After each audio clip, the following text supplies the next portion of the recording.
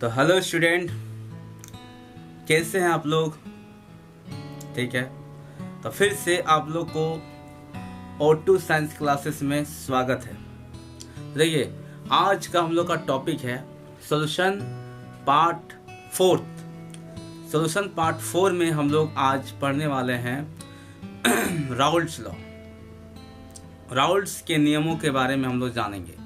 Raoult's के 2 नियम थे, तो आज हम लोग फर्स्ट नियम का राउल्ट्स का जो पहला नियम है उसके बारे में स्टडी करेंगे। तो उससे पहले हम लोग स्टडी करेंगे वेपर प्रेशर, और आज आपका कोलिगेटिव प्रॉपर्टीज का जो सेकंड टाइप है relative lowering of vapour pressure, उसके बारे में भी हम लोग स्टडी करेंगे। यानी आज relative lowering of vapour pressure के बारे में स्टडी करेंगे और राउल्ट्स लॉ के बारे में।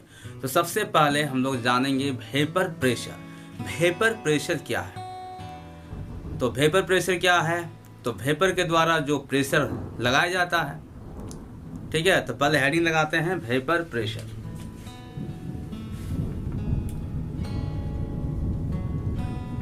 वेपर प्रेशर, वाष्प दाब, इसका हिंदी होता है वाष्प दाब। ध्यान दीजिए, मान लेते हैं कि एक कंटेनर में वाटर लिए, ठीक है, वाटर, इसको हीट कर रहे हैं। तो हीट करने पर क्या होता है, वाटर जो है वेपर में कन्वर्ट होता है। सबको मालूम है वाटर जो है वेपर में क्या होगा, कन्वर्ट होगा, वाष्प में कन्वर्ट होगा। अगर इसमें हम लोग ढक्कन लगा देते हैं तो फिर वेपर के द्वारा क्या लगाएगा, प्रेशर लगाएगा, प्रेशर अप्लाई करेगा। तो वेपर के द्वारा जो प्रेशर लगा रहा है उसी प्रेशर को बोलेंगे हम लोग वेपर प्रेशर, जो वेपर के द्वारा लगाया जाए, ठीक है। Depression applied by vapour on the surface of liquid, liquid के सतह से जो वाष्प के द्वारा, वेपर के द्वारा जो प्रेशर लगा रहा है उसी प्रेशर को बोलेंगे हम लोग क्या, वेपर प्रेशर। लेकिन एक वर्ड इसमें आता है एट इक्विलिब्रियम स्टेट। क्या आता है?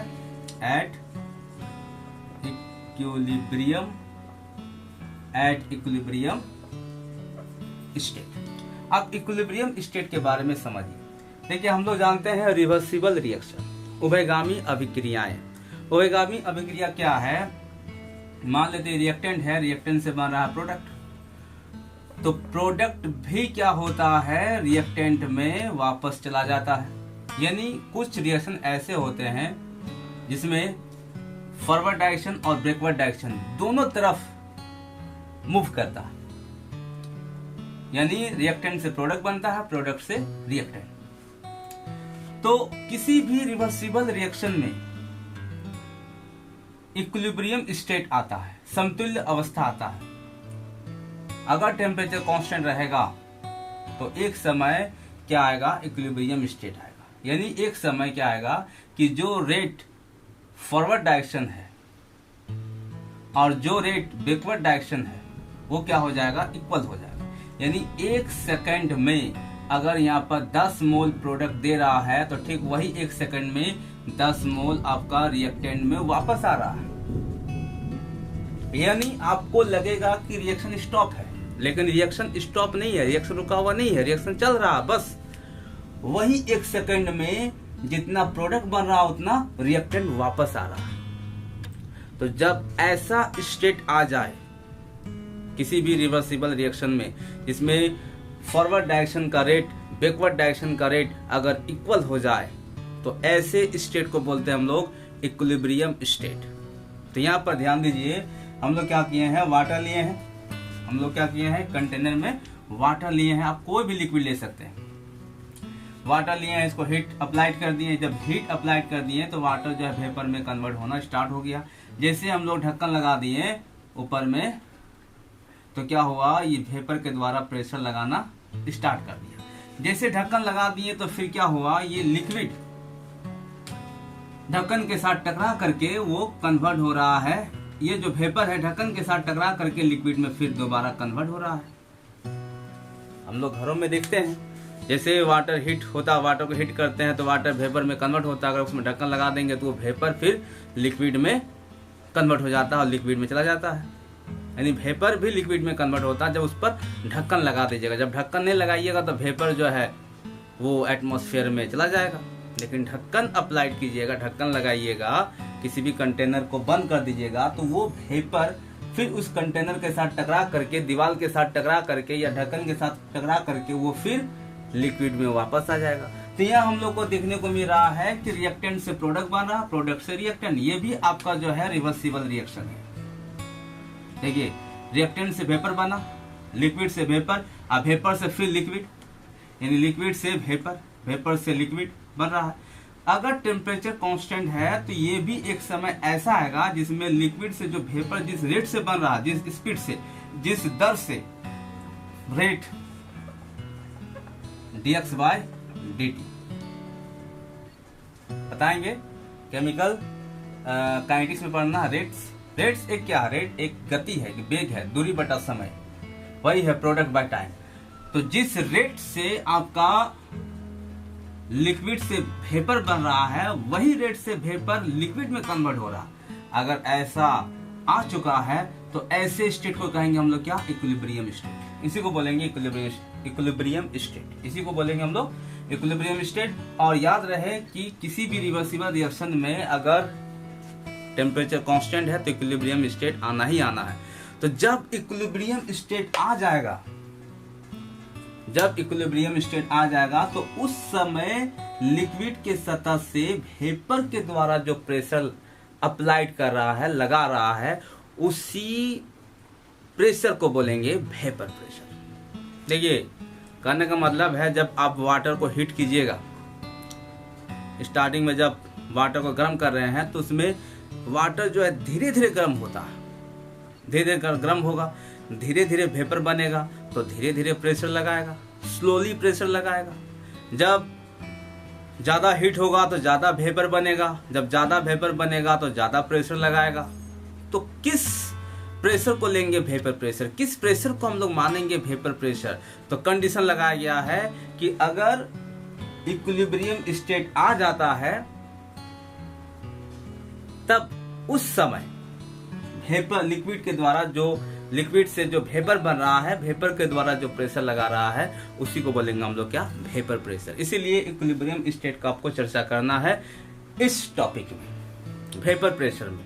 तो वेपर के द्वारा लगाया गया प्रेशर को बोलेंगे वेपर प्रेशर, लेकिन इक्विलिब्रियम स्टेट पर, वो जब इक्विलिब्रियम आ जाएगा, इक्विलिब्रियम स्टेट आ जाएगा, उस समय वेपर के द्वारा जो प्रेशर लगाएगा उसी प्रेशर को बोलेंगे हम लोग क्या? Vapour pressure. तो इसका डेफिनेशन लिखते हैं, लिखिए, the depression applied by vapour, the depression applied by vapour on the surface of liquid, on the surface of liquid at equilibrium state is known as vapor pressure. I repeat, the depression applied by, depression, लीजिए, depression applied by vapor, vapor के द्वारा लगाया गया दबाव। Depression applied मतलब vapour के द्वारा लगाया गया दबाव, किसके द्वारा? वेपर के द्वारा। On the surface of liquid, on the surface of liquid at equilibrium state is known as vapor pressure। ठीक है, अब हम लोग जानते हैं, ठीक है, अब हम लोग जानेंगे lowering of vapour pressure.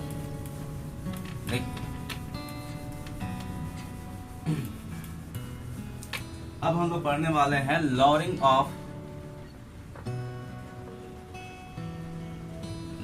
Of vapour pressure. देखिए, लॉरिंग का मतलब होता है कमी, वाष्प दाब में कमी। देखिए, घरों में जब आप लोग कभी चाय बनाए होंगे तो एक कंटेनर में वाटर लेते हैं। याद कीजिए, याद आ रहा है? अरे याद नहीं आ रहा तो घर में प्रैक्टिकल कीजिए, चाय बनाइए, जाइए, वाटर लीजिए, वाटर को आप हीट कीजिएगा तो वाटर जो है गर्म होगा। गर्म होने के बाद वाटर से आपका क्या होगा? वाष्प, वेपर निकलना स्टार्ट होगा। ठीक है, प्योर वाटर को गर्म कीजिएगा तो ज्यादा आपका वेपर बनेगा। ठीक है, टेम्परेचर होना चाहिए कांस्टेंट। अगर टेम्परेचर को हम लोग मान लिए यहाँ पर 100 डिग्री सेल्सियस कांस्टेंट मान लिए, ठीक है। जैसे हम लोग इसमें नॉन वोलेटाइल सॉल्यूट डालते हैं, नॉन वोलाटाइल सॉल्यूट। देखिए VOLA है, नॉन वोलाटाइल सॉल्यूट। देखिए सॉल्यूट क्या है ये आपको मालूम है, जो घुलता है, जो लेस अमाउंट में मौजूद रहता है, जो अपना आइडेंटिटी लूज करता है, उसको बोलते हैं सॉल्यूट। सॉल्यूशन के पहला वीडियो में हम बताए थे सॉल्यूट और सॉल्वेंट के बारे में, ठीक है। पहला पार्ट 1 सॉल्यूशन के पार्ट 1 में देख लीजिए, खैर बाद में देखिएगा। ध्यान दीजिए, नॉन वोलाटाइल सॉल्यूट उसको बोलेंगे सॉल्यूट जो घुलता है। वोलाटाइल मतलब वेपर में कन्वर्ट होना, इसका हिंदी होता है उड़नशील, नॉन मतलब नहीं, अउड़नशील सॉल्यूट, अउड़नशील है ना, विलय जो घुलता है। तो जो वेपर में कन्वर्ट ना हो उसी को बोलेंगे हम लोग क्या, नॉन वोलाटाइल सॉल्यूट। जो वेपर में कन्वर्ट नहीं होता, जैसे चीनी, नमक, ग्लूकोज, ठीक है, ये सब सॉल्यूट है, घुलता है वाटर सॉल्वेंट में। तो ये सब सॉल्यूट जो है वेपर में कन्वर्ट नहीं होता है। अगर ये वेपर में कन्वर्ट होता, अगर चीनी वेपर में कन्वर्ट होता, नमक वेपर में कन्वर्ट में होता, तो फिर चीनी और हम लोग का नमक प्राप्त नहीं होता। समुद्र के जल में सी वाटर में नमक है, सी वाटर को हीट कीजिए, वाटर वेपर बन के कन्वर्ट हो जाएगा, लेकिन नमक रह जाएगा। गन्ना के रस में चीनी है, गन्ना के रस को हीट कीजिए, आपका जो है वाटर बाहर निकल जाएगा और आपका जो है चीनी आपका प्राप्त हो जाएगा, गुड़ प्राप्त हो जाएगा। तो जो वेपर में कन्वर्ट ना हो उसी को बोलेंगे हम लोग क्या, नॉन वोलाटाइल सॉल्यूट। तो जैसे ही वाटर में, प्योर वाटर में हम लोग क्या किए, प्योर वाटर को हीट किए, हीट करने पर क्या हो गया, वाटर जो है वेपर में कन्वर्ट होना स्टार्ट हो गया। जैसे नॉन वोलाटाइल सॉल्यूट डालेंगे, ये वेपर कुछ समय के लिए एकदम शांत हो जाएगा।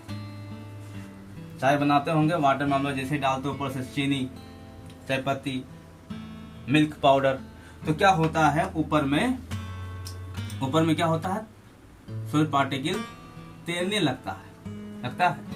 चीनी का पार्टिकल वजन ज्यादा होता है इसलिए नीचे बैठ जाता है, लेकिन चीनी भी घुलने के बाद ऊपर में क्या बनाता है, एक लेयर बनाता है। ये लेयर आप लोग को देखने को मिल जाएगा जैसे मिल्क में। मिल्क को आप लोग हीट कीजिए, मिल्क को आप हीट करने के बाद, जैसे गाय का दूध हो, ठीक है, मिल्क को हीट करने के बाद आप ठंडा कीजिएगा तो देखिएगा एक लेयर बनेगा, मिल्क के ऊपर एक लेयर बनेगा, ठीक है, लेयर बनेगा। तो ठीक इसी तरह यहाँ पर क्या होगा, सॉल्यूट के द्वारा एक लेयर बनेगा। लेयर बनने के बाद क्या होगा, वाटर जो वेपर बनना चाह रहा है वो तो बनेगा ही, लेकिन पहले के तुलना में अब कम ऊपर आएगा। क्या आएगा, कम हो, क्योंकि सॉल्यूट का पार्टिकल्स सॉल्वेंट के पार्टिकल्स को रोक रहा है। सॉल्यूट का पार्टिकल सॉल्वेंट पार्टिकल्स को वेपर बनने से रोक रहा है। वेपर तो बन रहा है लेकिन ऊपर जाने से रोक रहा है। तो जितना अधिक आप सॉल्यूट लीजिएगा उतना ही अधिक लेयर बनेगा, उतना ही वेपर प्रेशर में कमी आएगा। अगर टेम्परेचर कांस्टेंट लिए हैं तो प्योर वाटर का जो वेपर प्रेशर था उसका हम लोग वैल्यू ज्ञात कर लेंगे, और जो नॉन वोलाटाइल सॉल्यूट डालने के बाद जो बन गया सोल्यूशन, अब वही टेम्परेचर पर उस सोल्यूशन का देखेंगे वेपर प्रेशर, तो प्योर वाटर से कम आएगा। बस जितना का कमी हुआ उसी कमी को बोलेंगे लॉरिंग ऑफ वेपर प्रेशर। आप सिंपल सा रिसर्च कीजिए, एक कप टी लीजिए, चाय, और एक कप प्योर वाटर लीजिए, सेम हीट कीजिए, सेम हीट में गर्म कर दीजिए, हीटर लेके गर्म कर दीजिए और दोनों को रख दीजिए। देखिएगा वाटर जो है तुरंत ठंडा हो जाएगा, क्योंकि वाटर के सरफेस पर कोई लेयर नहीं बनेगा, लेकिन चाय के सरफेस पर देखिएगा एक लेयर बनेगा, जिससे चाय जो है धीरे धीरे वेपर में कन्वर्ट होगा और वो धीरे धीरे ठंडा होगा। यानी उसके पास वेपर प्रेशर कमी है। किसमें, चाय में। वाटर में कोई लेयर नहीं बनेगा, वेपर के द्वारा उसमें ढक्कन लगा दीजिएगा तो वेपर के द्वारा ज़्यादा प्रेशर लगाएगा, लेकिन चाय में वेपर के द्वारा कम प्रेशर लगाएगा। बस जितना का कमी हो रहा है उसी कमी को बोलेंगे वेपर प्रेशर। यानी सॉल्यूशन में वेपर प्रेशर प्योर सॉल्वेंट से कम होता है।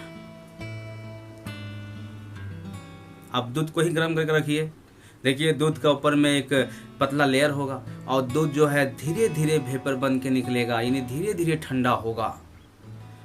तो वेपर प्रेशर का कमी इसी को बोलेंगे जब प्योर सॉल्वेंट में नॉन वोलाटाइल सॉल्यूट ऐड करते हैं तो वेपर प्रेशर में कमी आता है, कमी देखने को मिलता है। ऐसे कमी को कहा गया है लॉरिंग ऑफ वेपर प्रेशर। ठीक है, आप प्रैक्टिकल करके घर में देख सकते हैं। चाय बनाते हैं, जब चाय बनाएंगे हम लोग घर में तो देखिएगा वाटर हीट होता है, खूब खोलता है, उबलता है, हीट होता है, लेकिन उसमें जैसे चीनी या चाय पत्ती या मिल्क डाल देते हैं, देखना एकदम शांत हो जाता है। कुछ समय के लिए वेपर प्रेशर एकदम खत्म हो जाता है। लेकिन अगर टेम्परेचर कांस्टेंट है तो देखिएगा उसमें जो है जिस रेट से वेपर पहले बन रहा था प्योर वाटर में, उस रेट से अब वेपर नहीं बनेगा, वेपर कम बनेगा। और जब वेपर कम बनेगा तो वेपर के द्वारा प्रेशर भी क्या लगाएगा, कम लगाएगा। तो बस जितना का कमी हुआ वेपर प्रेशर में, उसी कमी को बोलेंगे हम लोग क्या, लॉरिंग ऑफ वेपर प्रेशर। तो इसका डिफिनेशन क्या है, when non volatile solute is added to pure solvent, so then vapor pressure decreases. Decrease in vapor pressure is known as lowering of vapor pressure. I repeat, when non-volatile solute is added to pure solvent, so then vapor pressure decreases. Decrease in vapor pressure is known as lowering of vapor pressure.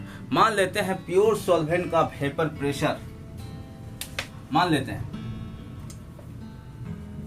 P0 है और solution का vapour pressure PS है। P0 जब non volatile solute नहीं डालते उस समय vapour pressure P0 मान लिए। जैसे नॉन वोलेटाइल सोल्यूट डाल दिए, वेपर प्रेशर कमी हो गया, तो उस सोल्यूशन जैसे सोल्यूट डालेंगे तब वो क्या बन जाएगा, सोल्यूशन। तो इस सोल्यूशन का वेपर प्रेशर ये है, तो लॉरिंग ऑफ वेपर प्रेशर हो जाएगा P0 माइनस PS। ये फॉर्मूला है लॉरिंग ऑफ वेपर प्रेशर। देखिए प्योर वाटर का वेपर प्रेशर हम लोग मान के चलते हैं, चलिए 700 ATM है।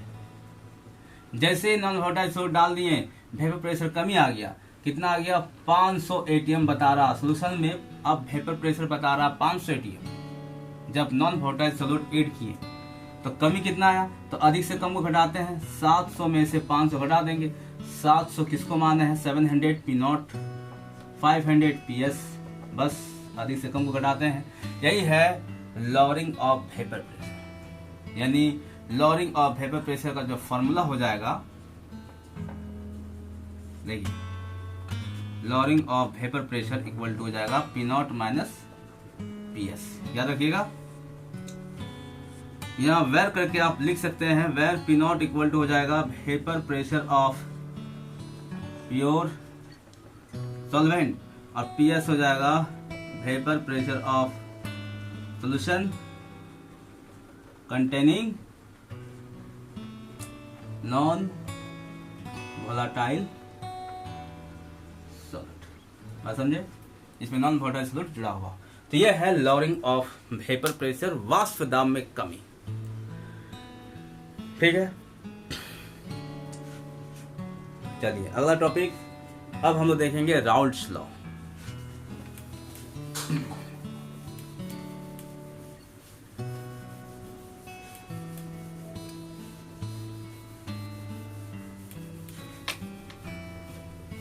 नोट में एक चीज जान लीजिए, नोट में rate of vaporisation and rate of condensation is equal at equilibrium state। Equilibrium state में क्या होता है, जो वेपर बनने का जो रेट है और वेपर के द्वारा जो कंडेंस हो रहा है, जो लिक्विड में कन्वर्ट हो रहा है, उसका रेट इक्वल होता है। इन्हें भी बताएं कि आप लिक्विड को हीट कीजिएगा तो लिक्विड जो है वेपर में कन्वर्ट होगा, ढक्कन लगा दीजिएगा तो फिर वो लिक्विड वेपर जो है लिक्विड में कन्वर्ट होगा। तो इक्विलिब्रियम स्टेट जब आ जाएगा तो उस समय वेपर जिस रेट से बन रहा है, वेपराइजेशन वाष्पीकरण जिस रेट से बन रहा है, और जो वेपर जो टकराने के बाद जो वाटर में संघनित हो रहा है, कंडेंस हो रहा है, उसका रेट इक्वल होगा। और जब इक्वल होगा तो उसी को बोलेंगे इक्विलिब्रियम स्टेट। तो वही लिखा है नोट में कि इक्विलिब्रियम स्टेट पर जब वेपर का जो रेट है और वेपर के द्वारा जो कंडेंस जो लिक्विड में कन्वर्ट हो रहा है उसको बोलेंगे कंडेंसेशन, उसका रेट इक्वल होता है। ठीक है, नोट कर लीजिए। अगला हम लोग देखेंगे Raoult's law for solution containing non volatile solute. देखिए सॉल्यूशन का ये भी आपका इंपॉर्टेंट टॉपिक है। Raoult's law for solution containing non volatile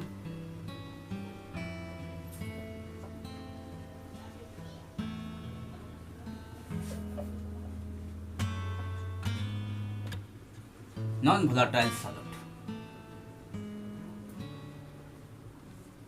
Raoult's law for solution containing non volatile solute. देखिए राउल्ट्स लॉ एक साइंटिस्ट का नाम है राउल्ट्स। इन्होंने सॉल्यूशन के बारे में कुछ कहा है, वेपर प्रेशर के बारे में। ये कहता है कि वैसा सॉल्यूशन जो नॉन वोलेटाइल सॉल्यूट से बना हो, नॉन वोलेटाइल सॉल्यूट जो वेपर में कन्वर्ट ना हो सके उसको बोलते हैं नॉन वोलेटाइल सॉल्यूट। अगर उस सॉल्यूट से कोई भी सॉल्यूशन बना है तो उस सॉल्यूशन का वेपर प्रेशर सीधा समानुपाती रखेगा सॉल्वेंट के वेपर प्रेशर से, यानी सॉल्वेंट के मोल फ्रैक्शन से।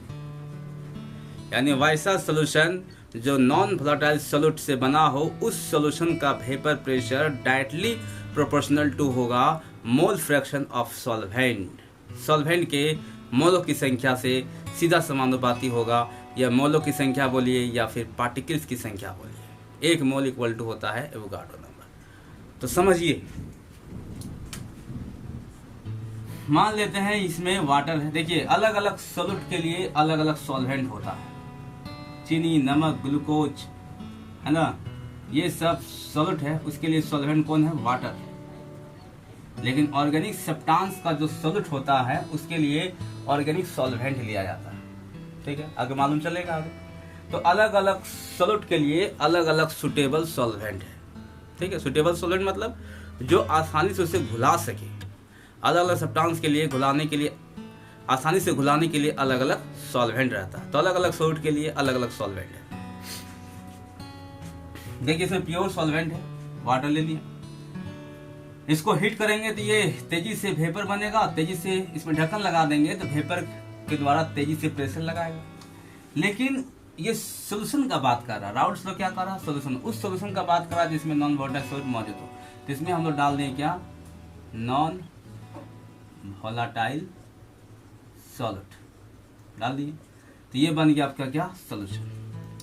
ये बन चुका है सॉल्यूशन, वैसा सॉल्यूशन जिसमें नॉन वोलेटाइल सॉल्यूट मौजूद हो, चाहे चीनी हो, नमक हो। तो अब देखिए इस सॉल्यूशन का जो वेपर प्रेशर होगा, वेपर प्रेशर वो किस पर डिपेंड करेगा? मतलब इसमें जो वेपर के द्वारा जो प्रेशर लगा रहा है, कौन पार्टिकल्स लगा रहा? सॉल्यूट का पार्टिकल्स लगा रहा कि सॉल्वेंट का पार्टिकल्स लगा रहा? तो यहाँ साफ साफ लिखा हुआ नॉन वोलेटाइल सॉल्यूट। सॉल्यूट वैसा सॉल्यूट जो वेपर में कन्वर्ट ना हो। तो यहाँ तो आपको मालूम चल गया कि सॉल्यूट जब वेपर में ही कन्वर्ट नहीं होगा तो वो वेपर के द्वारा प्रेशर कहाँ से लगाएगा? तो यहाँ पर सिर्फ सॉल्वेंट का पार्टिकल्स ही वेपर के द्वारा प्रेशर लगा रहा है। सॉल्यूट का पार्टिकल जब वेपर में कन्वर्ट ना होगा, नहीं होगा, तो वो प्रेशर नहीं लगा पाएगा। तो कौन लगाएगा? सॉल्वेंट का पार्टिकल्स लगाएगा। तो राउल्ट्स लॉ यही कहा था कि वैसा सॉल्यूशन जो नॉन वोलेटाइल सॉल्यूट से बना हो, उस सॉल्यूशन का जो वेपर प्रेशर होगा वो सीधा समानुपाती होगा सॉल्वेंट के मोल फ्रैक्शन का, यानी सॉल्वेंट के पार्टिकल्स का एट कांस्टेंट टेम्परेचर। तो PS vapour pressure of solution containing non volatile solute directly proportional to mole fraction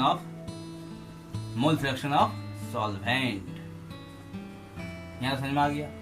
यहाँ तक आपको समझ में आ चुका है। अब यहाँ समानुपाती का साइन हटाते हैं, कांस्टेंट लगाया P0, बात समझे? वैसा सोल्यूशन जो नॉन वोलेटाइल सोर्स से बना है, उस सोल्यूशन का जो वेपर प्रेशर होगा, वेपर के द्वारा जो प्रेशर लगाएगा, वो ओनली फॉर सॉल्वेंट के पार्टिकल्स पर डिपेंड करेगा। सॉल्वेंट का पार्टिकल्स ज्यादा होगा तो ज्यादा प्रेशर लगाएगा, सॉल्वेंट का पार्टिकल्स कम होगा तो कम प्रेशर लगाएगा, इसीलिए सीधा समानुपाती होगा। अब सॉल्वेंट का पार्टिकल्स ज्यादा कब होगा, कम कब होगा, हम बताए थे डाइल्यूट सॉल्यूशन। डाइल्यूट सॉल्यूशन में सॉल्वेंट का पार्टिकल्स बहुत ही ज्यादा होगा। अगर सॉल्यूशन कॉन्सेंट्रेटेड ले रहे हैं तो डाइल्यूट सॉल्यूशन के कंपेयर में सॉल्वेंट का पार्टिकल्स क्या होगा, कम होगा। तो अब यहाँ पर समानुपाती का साइन हटा दिए, ठीक है। तो देखिए इसके बाद क्या होगा, वेर करके थोड़ा लिख देते हैं यहाँ पर। पीएस होगी आपका, PS vapour pressure of solution,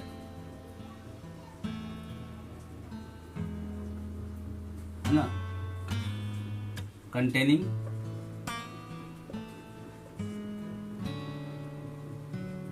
non volatile solute, ठीक है। उसके बाद पी नॉट है vapour pressure of pure solvent, और x B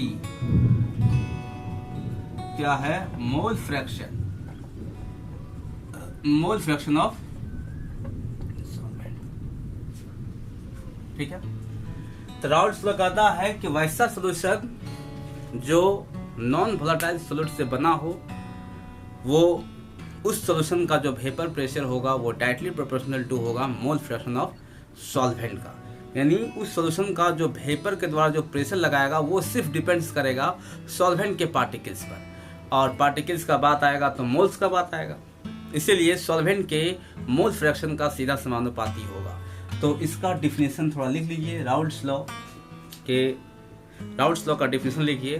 eight constant temperature the vapour pressure of solution containing non-volatile solute is directly proportional to mole fraction of solvent.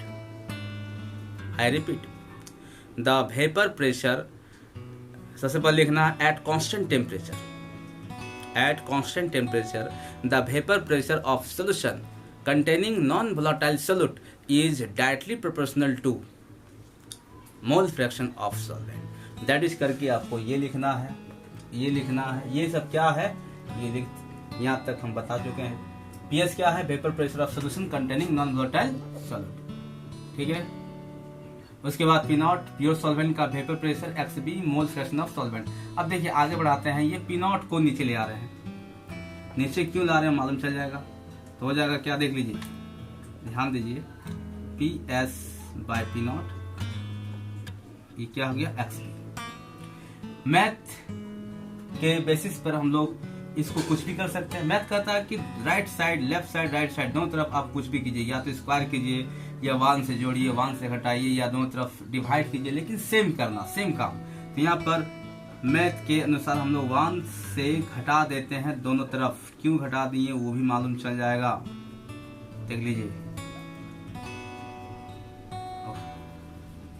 1 minus x B, इसको भी 1 से घटा दिए, इसको भी 1 से घटा दिए, क्यों घटाए अभी मालूम चल जाएगा। अब हम लोग देखिए क्या करेंगे, इसको एलसीएम लेंगे, यानी एलसीएम लेंगे तो क्या आएगा, पी नॉट आएगा, ठीक है। हो जाएगा P naught minus P S, और 1 माइनस क्या हो जाएगा, एक्स बी। यहाँ तक क्लियर।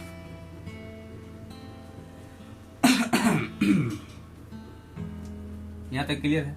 उसके बाद हम लोग जानते हैं mole fraction solute, mole fraction solvent equal to क्या होता है, 1 होता है। मोल फ्रैक्शन बता दिए, प्रत्येक कंपोनेंट का मोल फ्रैक्शन इक्वल टू 1 होता है। यहाँ 2 ही कंपोनेंट है, एक सॉल्यूट एक सॉल्वेंट है, तो सॉल्यूट और सॉल्वेंट का मोल फ्रैक्शन को जोड़ेंगे तो हमेशा 1 आएगा। तो फिर हम लोग लिख सकते हैं एक्स ए इक्वल टू, ये चल जाएगा माइनस में 1 माइनस एक्स बी। अब देखिए 1 माइनस एक्स बी के जगह एक्स से पुट कर सकते हैं, तो इस तरह से आपका P naught minus P S by P naught equal to क्या आ जाएगा, एक्स बी। ये है राउल्ट्स लॉ का फॉर्मूला। यहाँ पर लिखेंगे where P naught minus P S by P naught, ये क्या चीज है, तो ये है relative lowering of vapour pressure, और एक्स ए क्या है मोल फ्रैक्शन ऑफ सॉलिड। ये राउल्ट्स लॉ का डेरिवेशन है, ये है राउल्ट्स लॉ का final formula. P naught minus P S divide P naught equal to X A, और एक्स ए क्या है मोल फ्रैक्शन ऑफ सॉलिड, और यही P naught minus P S by P not, इसी को बोलेंगे relative lowering of vapour pressure. यानी Raoult's law उस सॉल्यूशन का बात कर रहा है जिसमें नॉन वोलेटाइल सॉलिड हो, वैसा सॉलिड जो वेपर में कन्वर्ट ना हो, वो सॉलिड लेके अगर कोई सॉल्यूशन बनाया है, कोई भी नॉन वोलेटाइल सॉलिड लेके अगर कोई सॉल्यूशन बनाया है, तो उस सॉल्यूशन का जो वेपर प्रेशर होगा वो सीधा समानुपाती होगा सॉल्वेंट के मोल फ्रैक्शन का। यही कहा था राउल्ट्स लॉ, और इसका देख लीजिए एक्सप्रेशन, ये है आपका फॉर्मूला। ठीक है, तो इसको फोटो खींच लीजिए, लिख लीजिए। और अब हम लोग देखेंगे, अच्छा एक बात और भी कहना है, राउल्ट्स लॉ जब ये फॉर्मूला ला दिया था तो उस समय फिर ये भी चर्चा किया गया कि जो ये relative lowering of vapour pressure है वो इक्वल टू होता है मोल फ्रैक्शन ऑफ सॉलिड का। यानी relative lowering of vapour pressure solid के मोल फ्रैक्शन पर भी डिपेंड करता है। यानी जितना आप सॉलिड डालिएगा सॉल्वेंट में, उतना ही वेपर प्रेशर में कमी आएगा, काहे कि सॉलिड तो रोकेगा ही। सॉल्वेंट से जो वेपर के द्वारा प्रेशर लगा रहा है, सॉल्वेंट का पार्टिकल जो वेपर बन रहा है, वो रोकता कौन है, सॉलिड का पार्टिकल्स।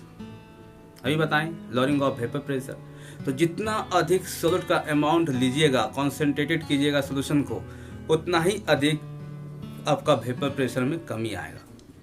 तो ये है प्योर सॉल्वेंट, ये है वेपर प्रेशर में कमी, वो डिपेंड किस पर कर रहा है, तो सॉलिड के मोल फ्रैक्शन पर, सॉलिड के पार्टिकल्स पर। तो राउल्ट्स लॉ ये भी कहा है कि relative lowering of vapour pressure equal to mole fraction of solid. तो नीचे में एक लाइन लिख लीजिए, Raoult's law also states that relative lowering of vapor pressure containing non-volatile solid is equal to mole fraction of solid. I repeat कर रहे हैं, दोबारा बोल रहे हैं, Raoult's law also states that the relative lowering of vapor pressure containing non-volatile solid is equal to mole fraction of solid. ठीक है, तो चलिए अब हम लोग देखते हैं relative lowering of vapour pressure.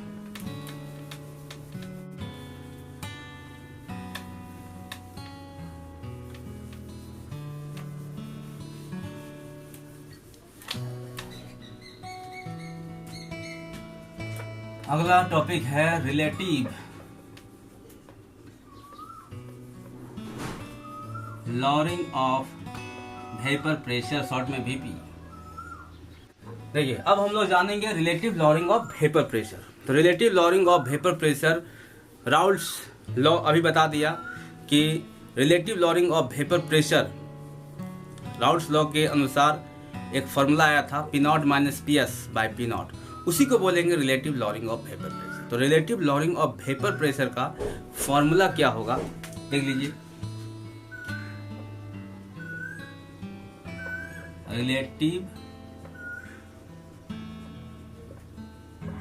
देखिए इसका डिफिनेशन लिखाएंगे तभी लिखिएगा। Relative lowering of vapour pressure होता है P naught minus P S by P not. ठीक है,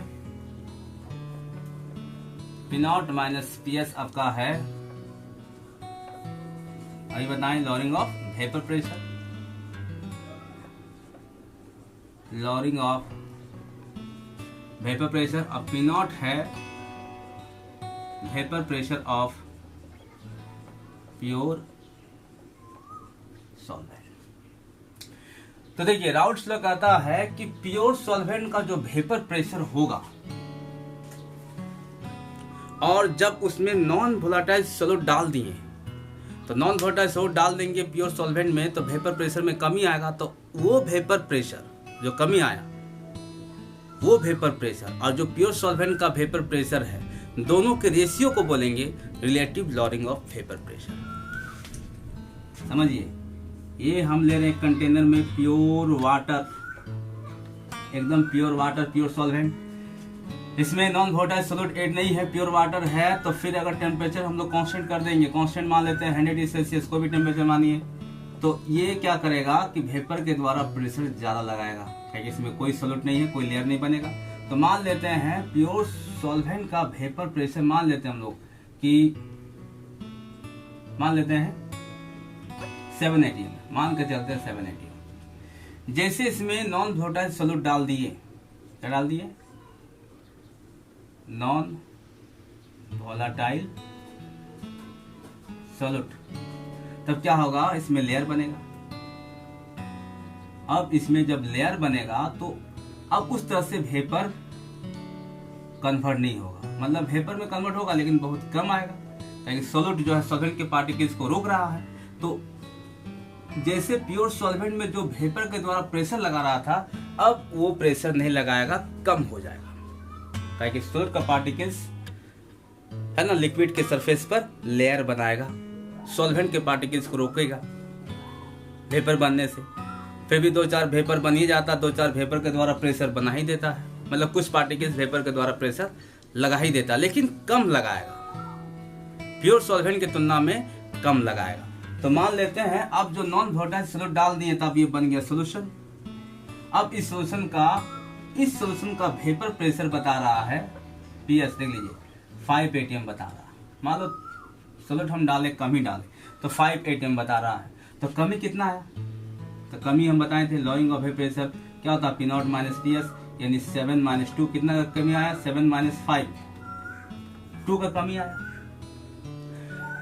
तो टोटल में से कितना कमी आया, तो टोटल आपका था 7 में कितना कमी आया, 2 कमी आया। दोनों के रेशियो को बोलेंगे क्या, relative lowering of vapour pressure. तो टोटल आपका हो गया नीचे और ऊपर हो गया कमी वाला। यहाँ तो फिक्स्ड वैल्यू नहीं ना है, फिक्स्ड वैल्यू यहाँ ये मान के बता रहे हैं, माना गया वैल्यू हम एक दिए, एक एग्जाम्पल लिए मान के, लेकिन अलग अलग सोल्यूशन के लिए अलग अलग बताएगा। प्योर सॉल्वेंट का vapour pressure, non volatile solute डालेंगे, कैसा नॉन वोलेटाइल सॉल्यूट होगा वो भी देखना होगा, तो उसके आधार पर कितना कमी आएगा उसका वैल्यू भी अलग होगा। तो ये P0 - PS ये हो गया सॉल्यूशन में कमी, वेपर प्रेशर में कमी, सॉल्यूशन में जो वाष्प दाब में कमी आया वो हो गया P0 - PS। तो टोटल में से कितना कमी आया उसी रेशियो को बोलेंगे हम लोग क्या, lowering, relative lowering of vapour pressure. देखिए हम पहले बताए थे, थोड़ा सा आइडिया दिए थे, relative lowering of vapour pressure. Vapour pressure का मतलब वेपर के द्वारा जो प्रेशर लगा रहा, लॉरिंग मतलब कमी, और रिलेटिव मतलब किसी के सापेक्ष में। तो किसके सापेक्ष में आ रहा है, नॉन वोलेटाइल सॉल्यूट के जैसे सापेक्षिक में आ रहा है, तो वेपर प्रेशर में कमी आ रहा है, टोटल में से कम हो जा रहा। तो टोटल ये था और ये है आपका क्या, लॉरिंग ऑफ वेपर प्रेशर। दोनों के रेशियो को बोलेंगे relative lowering of vapour pressure, वाष्प दाब में कमी। तो टोटल हमेशा नीचे रहता है। अगर किसी टेस्ट में एग्जाम हुआ तो उस टेस्ट का रिजल्ट देखिएगा, टोटल नंबर नीचे रहेगा, उसमें जो आपका आया उसका नंबर ऊपर रहेगा। तो टोटल वेपर प्रेशर नीचे रहेगा। अब इस सॉल्यूशन में जो वेपर प्रेशर में कमी आया वो कमी कहाँ रहेगा, ऊपर रहेगा। तो ये है फॉर्मूला। तो फॉर्मूला के बेसिस पर ही हम लोग लिखते हैं डिफिनेशन। तो relative lowering of vapour pressure का डिफिनेशन लिखिए, the ratio of lowering of vapour pressure to the vapour pressure of pure solvent is known as relative lowering of vapor pressure. I repeat, the ratio of lowering of vapor pressure to the vapor pressure of pure solvent is known as lowering of vapor pressure. अब that is करके आप लोग लिख लीजिए, ठीक है, screenshot ले लीजिए, ले लिए। अब हम लोग एक क्वेश्चन करते हैं। एक क्वेश्चन है, देखिए, कैलकुलेट मॉलिक्यूलर, या ऐसे देखिए एक्सप्लेन, एक क्वेश्चन से लिखिए explain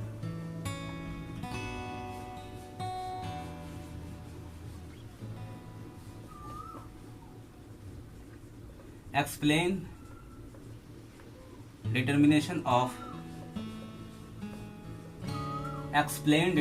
of molecular mass of solute, molecular mass of solute on the basis of relative lowering of vapour pressure. तो हम लोग को निकालना है मॉलिक्यूलर मास ऑफ सॉल्यूट किसके आधार पर, relative lowering of vapour pressure के आधार पर। या क्वेश्चन ऐसे भी दे सकता है, explain determination of molecular mass of solute on the basis of Raoult's law, on the basis of Raoult's law for solution containing non volatile solute. वैसा solution जिसमें non volatile solute हो, राउल्ट्स लॉ बताया था, उसके आधार पर आपको molecular mass of solute ज्ञात करना है। तो मान लेते ये क्वेश्चन है, ठीक है। तो हम लोग जानते हैं सिंस, आंसर में सिंस वी नो दैट, क्योंकि हम लोग जानते हैं P naught minus P S by P naught equal to X से होता है, ठीक है। यहाँ पर थोड़ा सा हम लोग चर्चा कर देंगे। पी नॉट क्या है, vapour pressure of pure solvent, यही है, ठीक है। पी एस क्या है, वेपर प्रेशर ऑफ सॉल्यूशन, कैसा solution, containing non volatile solute, non volatile solute. X A क्या है, एक्स ए आपका है मोल फ्रैक्शन ऑफ सॉल्यूट, ठीक है। यहाँ तक क्लियर है। अब फॉर्मूला आगे बढ़ाते हैं थोड़ा, P naught minus P S by P naught, mole fraction of solute, number of moles of solute और number of moles of solution. Solute की मोल फ्रैक्शन का फॉर्मूला ही होता है, किसी भी कंपोनेंट का मोल फ्रैक्शन निकालेंगे, उस कंपोनेंट की मोलों की संख्या रेशियो टोटल मोलों की संख्या। तो यहाँ पर टोटल मोल हो जाएगा सॉल्यूट और सॉल्वेंट का, क्योंकि दो ही कंपोनेंट का बात हो रहा है। अब देखिए यहाँ थोड़ा सा चर्चा कर देते हैं, वेर एन ए हो गया number of moles of solute और एन बी हो गया नंबर ऑफ मोल्स ऑफ, क्या हो जाएगा, सॉल्वेंट। देखिए सिंस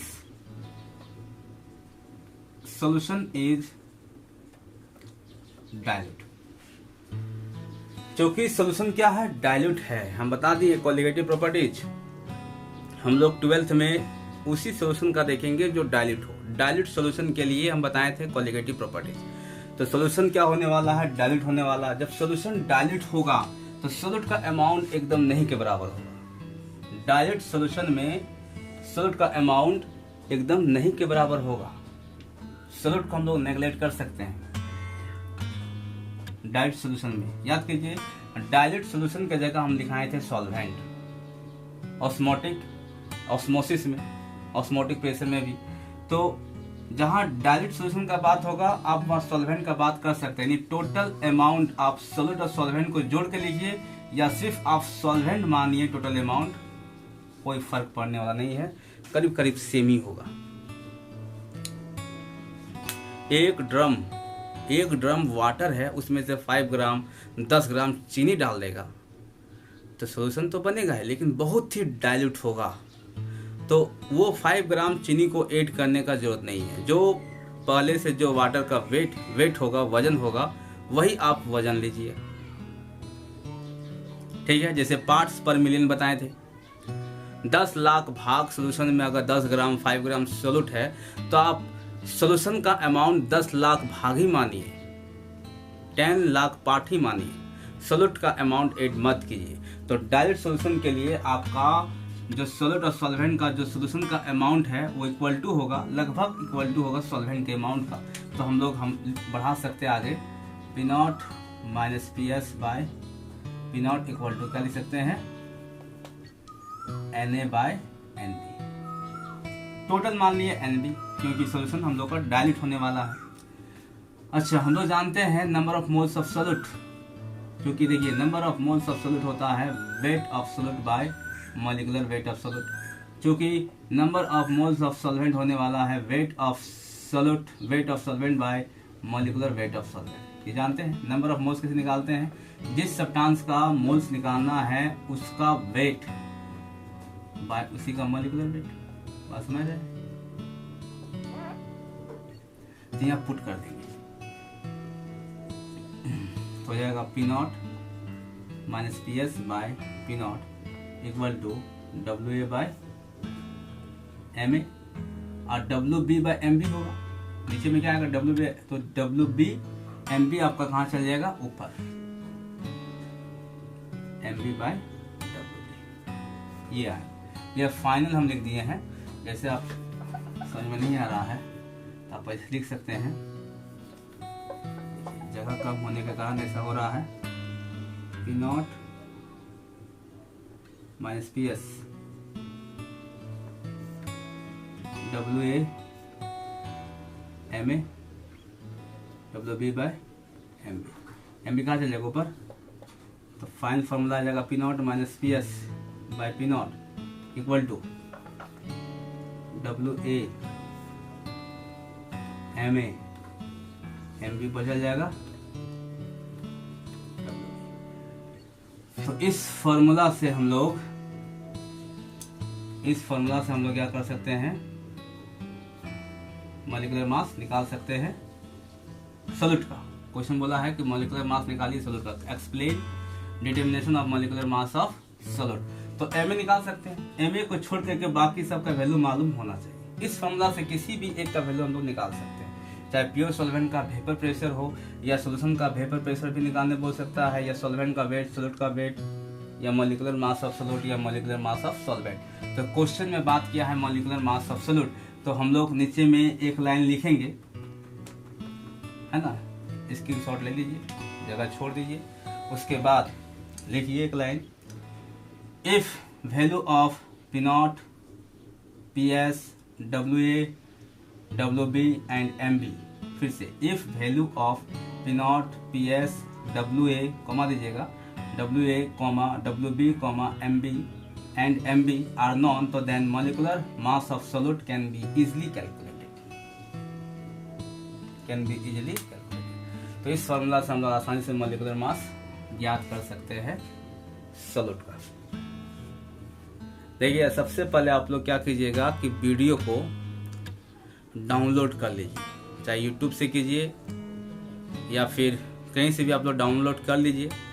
उसके बाद आप उससे देखिए, रिपीट करके देखिए, है ना। डायरेक्ट आप देखिएगा तो फिर रिपीट करने में दिक्कत होगा, फिर से ऑनलाइन चालू होगा, इसलिए आप लोग पहले डाउनलोड कर लीजिए। डाउनलोड करने के बाद आप लोग देखिए, उसको बारंबार देखिए। तो ये रहा आपका फॉर्मूला। तो फॉर्मूला इस तरह से हम लोग के पास आ चुका है, दो फॉर्मूला। आप नोट में लिखिए इंपॉर्टेंट फॉर्मूला।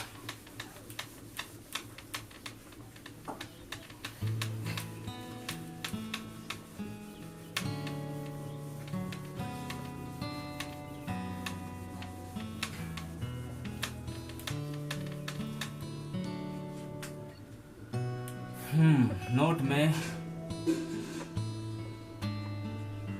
इंपॉर्टेंट फॉर्मूला, पहला फॉर्मूला आया P naught minus P S by P naught equal to X A. दूसरा फॉर्मूला आया P naught minus P S by P naught equal to W A M A into M B by W. ठीक है, आप लोग के पास दो, है ना, दो फॉर्मूला आ चुका है।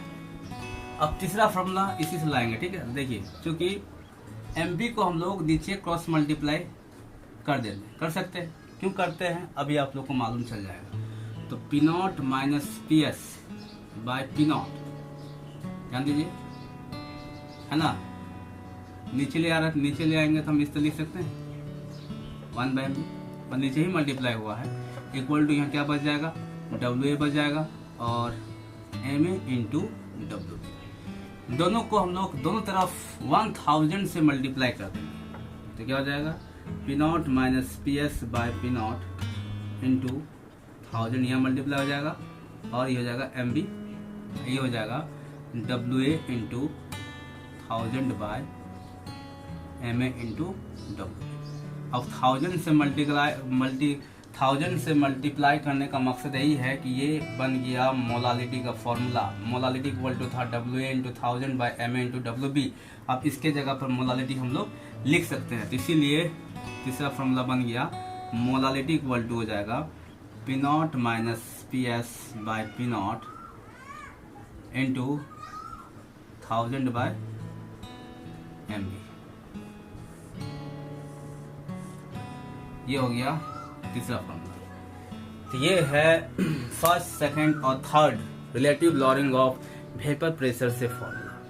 ठीक है, इन्हीं तीनों फार्मूला से आप लोग का न्यूमेरिकल्स रहेगा 12th में या कंपटीशन क्लास में, है ना। अधिकतर केस में ही कहीं भी न्यूमेरिकल्स में आपको वेपर प्रेशर, ठीक है, वेपर प्रेशर देखने को मिल जाए तो समझ लीजिएगा कि यही आपका 3 फार्मूला से न्यूमेरिकल्स होने वाला है। कहीं भी आपका वेपर प्रेशर क्वेश्चन में लिखा हुआ रहेगा, कहीं भी ऑस्मोटिक प्रेशर क्वेश्चन में लिखा हुआ रहेगा तो फिर ऑस्मोटिक प्रेशर का जो फार्मूला दिए थे उस फार्मूला पर आपका न्यूमेरिकल्स बनेगा, उसी फार्मूला से न्यूमेरिकल्स बनेगा। तो न्यूमेरिकल्स पहचानने का तरीका ही है, अगर कहीं वेपर प्रेशर लिखा हुआ है तो समझ लीजिए relative lowering of vapour pressure से है। कहीं ऑस्मोटिक प्रेशर लिखा हुआ है, समझ लीजिए ऑस्मोटिक प्रेशर के टॉपिक से आपका न्यूमेरिकल्स है, तो ऑस्मोटिक प्रेशर के फार्मूला से बनेगा। तो कर लीजिए,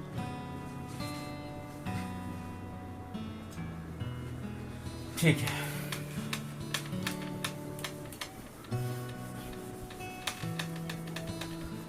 तो अब हम लोग देखेंगे बॉइलिंग पॉइंट।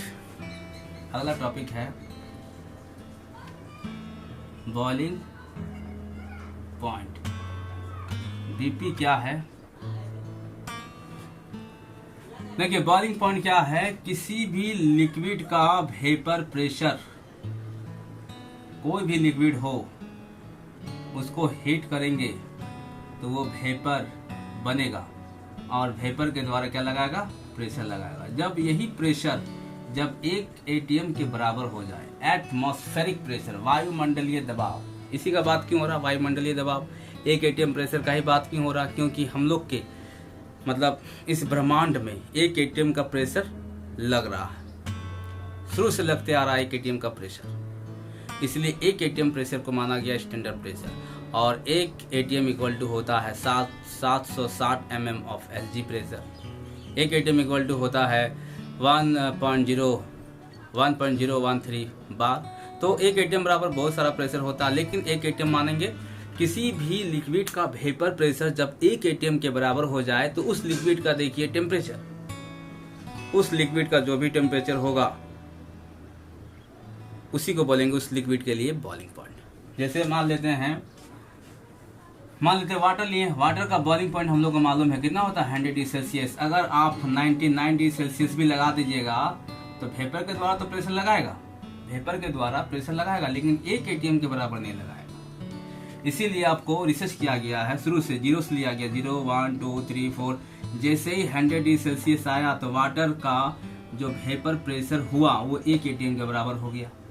अब 100 से ज़्यादा लगा देंगे तो 1 atm से ज़्यादा हो जाएगा, तो आपको एक ही atm करना है, एटमॉस्फेरिक प्रेशर के बराबर ही करना है। तो वाटर के लिए 100 सुटेबल है। 100 डिग्री सेल्सियस पर वाटर का वेपर प्रेशर 1 atm होता है, इसलिए वाटर का जो बॉइलिंग पॉइंट होता है वो 100 डिग्री सेल्सियस होता है। तो अलग अलग लिक्विड का अलग अलग बॉइलिंग पॉइंट होगा। अब पेट्रोल तो ऐसे ही आपका वेपर के फेज में रहता है, तो पेट्रोल का बॉइलिंग पॉइंट कम होगा, केरोसिन का अलग होगा, डीजल का अलग होगा। इसलिए अलग अलग लिक्विड का अलग अलग बॉइलिंग पॉइंट होता है। तो जिस टेम्परेचर पर किसी भी लिक्विड का वेपर प्रेशर 1 atm के बराबर हो जाए उसी को बोलेंगे हम लोग क्या, उस लिक्विड का boiling point. Temperature at which vapour pressure of liquid is equal to atmospheric pressure. जिस तापमान पर किसी भी लिक्विड का वेपर प्रेशर एटमॉस्फेरिक प्रेशर के बराबर हो जाए उसी तापमान को बोलेंगे उस लिक्विड के लिए बॉइलिंग पॉइंट। लिख लीजिए, temperature at which vapour pressure of liquid is equal to atmospheric pressure is known as boiling point. तो वाटर का बॉइलिंग पॉइंट होता है 100 डिग्री सेल्सियस पर। वाटर का वेपर प्रेशर होता है 100 डिग्री सेल्सियस पर कितना होता है, 1 atm, या बोल सकते हैं 760 mm ऑफ Hg, या बोल सकते हैं 1.013 बार। याद रखिएगा ये सारा का सारा सब क्या है, 100 डिग्री सेल्सियस पर, किसके लिए, फॉर वाटर के लिए। ठीक है, 1 atm 760 mm ऑफ Hg 1.013 बार। तो बॉइलिंग पॉइंट किसी भी लिक्विड का वेपर प्रेशर 1 atm के बराबर हो जाए। जिस टेम्परेचर पर कोई भी लिक्विड का वेपर प्रेशर जब 1 atm के बराबर हो जाएगा, एटमॉस्फेरिक प्रेशर के बराबर हो जाएगा, तो उसी टेम्परेचर को बोलेंगे उस लिक्विड के लिए बॉइलिंग पॉइंट।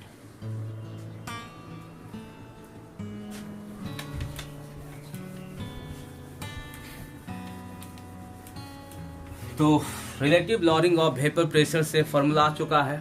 अब उससे कुछ न्यूमेरिकल्स हम लोग देखेंगे। तो न्यूमेरिकल्स हम बोर्ड में लिखने जा रहे हैं, ठीक है।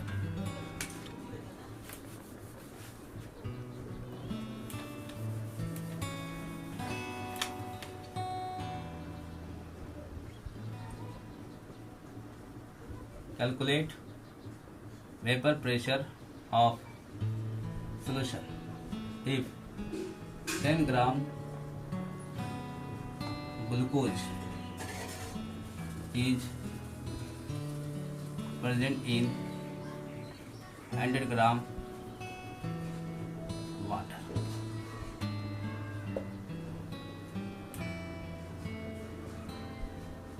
If 0.2 gram non-volatile solute is present in 40 gram benzene solvent, C6H6 benzene है, benzene solvent, then vapour pressure decreases from 640 mm of Hg to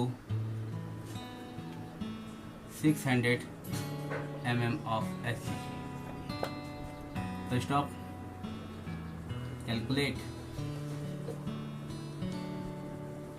molecular mass of. ठीक है, तो देखिए ये 2 क्वेश्चन है, 2 क्वेश्चन लिख लीजिए, स्क्रीनशॉट लेके आप लोग लिख दीजिए, ठीक है।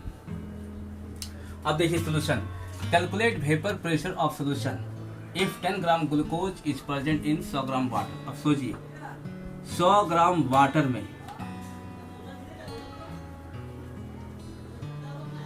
10 ग्राम सॉल्यूट डाला है, क्या डाला, 10 ग्राम सॉल्यूट। देखिए क्वेश्चन समझिए, 10 ग्राम ग्लूकोज मौजूद है, ग्लूकोज C6H12O6, 100 ग्राम वाटर मौजूद है। तो इस सोल्यूशन का निकालना है, इस सोल्यूशन का निकालना है वेपर प्रेशर, एक आता है। तो हम लोग को WA दे दिया गया है 10 ग्राम, ग्लूकोज का मॉलिक्यूलर वेट हम लोग को मालूम है 180, WB दे दिया गया है 100 ग्राम, है ना। और प्योर सॉल्वेंट का वेपर प्रेशर जब आपका क्या बोल रहा है 100 ग्राम वाटर में मौजूद है, तो वाटर का वेपर प्रेशर कितना होता है 1 atm या 760 mm ऑफ Hg। आप 1 atm भी ले सकते हैं, लेकिन अधिकतर यही यूनिट लीजिए, ठीक है। आगे यही यूनिट चलने वाला है इस न्यूमेरिकल्स में, अधिकतर आपका यही यूनिट का यूज होने वाला है, mm of Hg, मिलीमीटर। ताकि यहाँ लीटर का बात हो रहा है, वॉल्यूम का बात हो रहा है, सोल्यूशन मतलब लिक्विड, इसलिए mm। उसके बाद PS ज्ञात करना है। बोलिए किस फॉर्मूला से निकल जाएगा?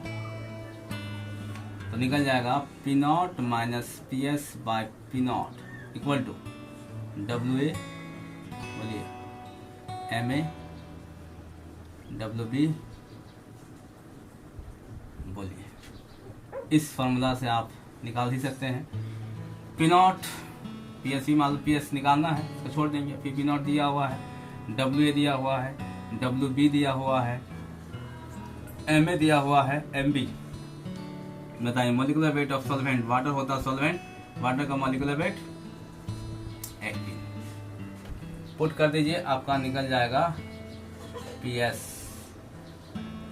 देखिए सोल्यूशन का वेपर प्रेशर, तो यहाँ सॉल्वेंट का वेपर प्रेशर लिए mm ऑफ Hg, तो सोल्यूशन का भी वेपर प्रेशर आएगा आपका mm ऑफ Hg में आंसर आ जाएगा। स्क्रीनशॉट ले लीजिए। यहाँ से वैल्यू आप लोग को वैल्यू पुट करना और क्या गुना भागा करना है। इस तरह से पहला वाला नंबरिकल्स कंप्लीट हो चुका है। अब सेकंड वाला नंबरिकल्स क्या कहता है देख लीजिए। सेकंड नंबरिकल्स कह रहा है कि 0.2 ग्राम नॉन वोलेटाइल सॉल्यूट मौजूद है 40 ग्राम बेंजीन सॉल्वेंट में। तो वेपर प्रेशर जो है वो घट के रह गया 640 mm से 600 mm, 640 से 600 mm। यानी समझिए पहले क्वेश्चन, इसमें क्या किया है, बेंजीन सॉल्वेंट लिया गया C6H6, ठीक है सॉल्वेंट, इसमें डाला गया कितना 0.2 ग्राम नॉन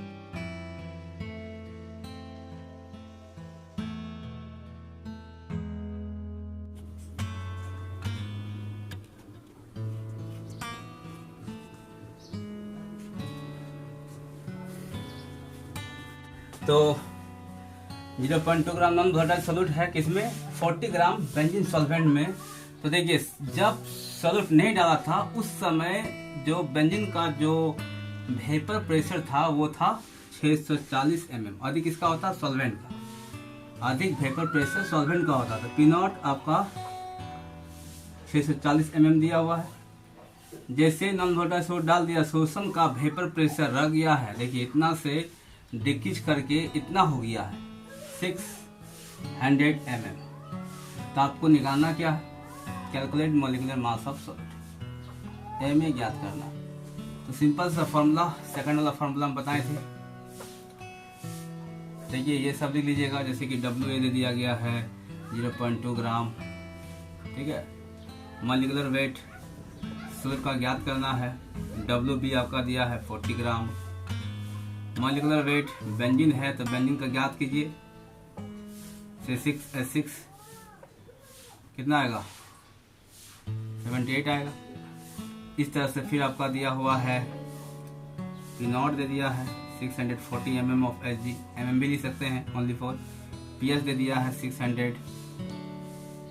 इस तरह से फॉर्मूला पुट कर दीजिए, चूंकि P0 minus PS by P0 equal to WA by MA into WB, ऊपर में MB। हम लोग क्या निकालना है, MA ज्ञात करना है। तो बस इस फॉर्मूला से MA ज्ञात कर लीजिए, सबका वैल्यू पुट करके MA का वैल्यू आप ज्ञात कर लीजिए, आंसर हो जाएगा। तो ये है कुछ आसान नंबरिकल्स, ठीक है। तो आप लोगों को क्या करना है, बुक से बनाना है। वेपर प्रेशर से जितना भी नंबरिकल्स होगा बुक से आप बनाइए, और डिफ़िकल्ट नंबरिकल्स हम बताएंगे, आप सिंपल नंबरिकल्स बनाइए। और जितना भी फार्मूला आपको मिल रहा है उस फार्मूला से आप लोग नंबरिकल्स बनाइए और फार्मूला को दिमाग में लोड कर लीजिए, ठीक है। तो नेक्स्ट वीडियो में हम लाएंगे एलिवेशन ऑफ बॉइलिंग पॉइंट, ठीक है। और हो सके तो उसमें अगर ऐड हो जाएगा डिप्रेशन ऑफ फ्रीजिंग पॉइंट तो ठीक है। अगर वीडियो लंबा हो रहा तो फिर पार्ट 5 में देखेंगे डिप्रेशन ऑफ फ्रीजिंग पॉइंट। तो सॉल्यूशन के पार्ट 4 में तो आपका राउंड स्लो आया, सॉल्यूशन के पार्ट 5 में एलिवेशन ऑफ बॉइलिंग पॉइंट और डिप्रेशन ऑफ फ्रीजिंग पॉइंट कोशिश करेंगे कि दोनों एक ही वीडियो में आ जाए। अगर वीडियो लंबा होगा तो फिर सोल्यूशन का पार्ट 6 में चला जाएगा। खैर आप लोग पढ़िए घर में। और इस फार्मूला से जो हम फार्मूला बताए हैं, अभी जो 3 फार्मूला दिए हैं, थर्ड फार्मूला जो नोट में लिखाए थे, वेपर प्रेशर से आप मोलालिटी भी याद कर सकते हैं। थर्ड फार्मूला में देखिए मोलालिटी इक्वल टू क्या था। क्वेश्चन में कभी मोलालिटी भी याद करने के लिए दिया जा सकता है, बस याद रखिएगा। क्वेश्चन में कहीं वेपर प्रेशर लिखा हुआ है तो समझ लीजिए यही 3 फार्मूला से आपको बनने वाला है। घर में पढ़िए और जितना ज़्यादा पढ़िएगा उतना ही अधिक रिजल्ट होगा, उतना ही बढ़िया आप लोग का रिजल्ट होगा। ठीक है।